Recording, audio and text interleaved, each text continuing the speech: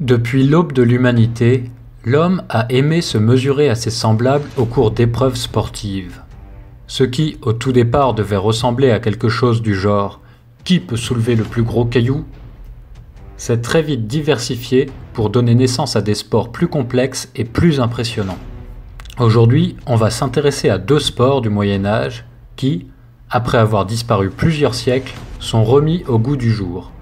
Je ne vais pas parler du béour parce que c'est pas vraiment un sport datant du Moyen-Âge, mais plutôt un sport inspiré de cette période. Apparu en France dès le XIIe siècle, les premières joutes étaient très dangereuses et souvent mortelles. L'Église s'opposa même à ce sport tant il était meurtrier. Cependant, de nouveaux types d'armures et de lances spécialement conçus pour ce sport contribuèrent à le rendre relativement moins dangereux.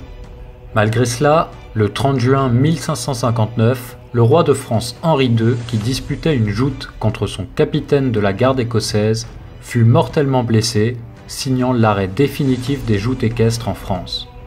Ce sont les Français qui ont pour la première fois depuis le Moyen-Âge réhabilité la joute équestre au sein de la FFE, la Fédération française d'équitation. L'Angleterre et la Belgique ont également participé à remettre au goût du jour les joutes en Europe. L'équipement des participants aux joutes est le même que celui utilisé au XVIe siècle, à la différence près que les lances ont des embouts cartonnés assurant une certaine sécurité lors de l'impact. Les règles, quant à elles, sont restées assez semblables à celles qu'elles étaient au Moyen-Âge et sont très simples. Les deux joueurs se font face, de part et d'autre d'une lice, chargeant l'un vers l'autre au galop armés de leurs lances. Le but étant de marquer le plus de points possible en 5 passages. Une touche rapporte 1 point, une touche en brisant sa lance sur l'adversaire rapporte 5 points, et enfin, faire chuter l'autre joueur de son cheval rapporte 10 points. Sport de tradition et d'honneur, il rend hommage à tous les cavaliers qui ont été tués durant près de 500 ans de pratique. Si l'Italie est connue pour le carnaval, la douceur de vivre ou encore la cuisine, elle possède également un patrimoine culturel des plus riches et notamment l'un des sports les plus impressionnants au monde, le calcio florentin.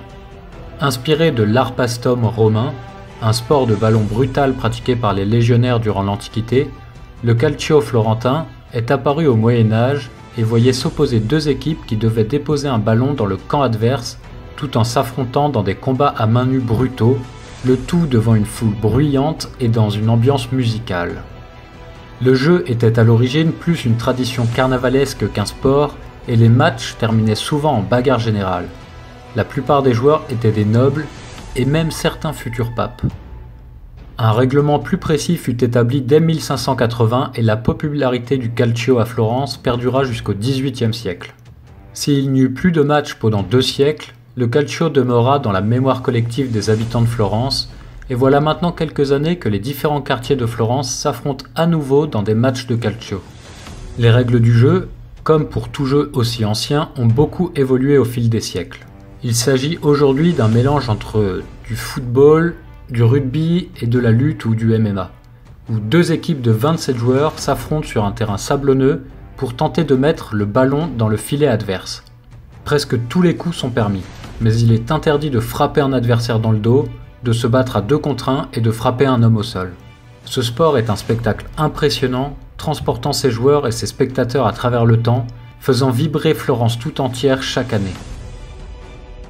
L'héritage culturel et les traditions laissées par le Moyen-Âge retrouvent de leur grandeur en Europe et le sport est un bon indicateur avec la réintroduction d'anciennes disciplines adaptées au monde moderne, comme le béour, l'escrime médiévale ou encore, de manière plus marginale, l'apparition de salles de lancer de haches, nous rapprochant des pratiques de nos aïeux comme une envie de regarder vers un passé qui avait plus à offrir que l'avenir que ce monde nous promet. Alors, ça t'a plu ? Dis-moi ce que tu penses de tout ça dans les commentaires. N'hésite pas à t'abonner et à mettre un petit pouce bleu, ça fait toujours plaisir.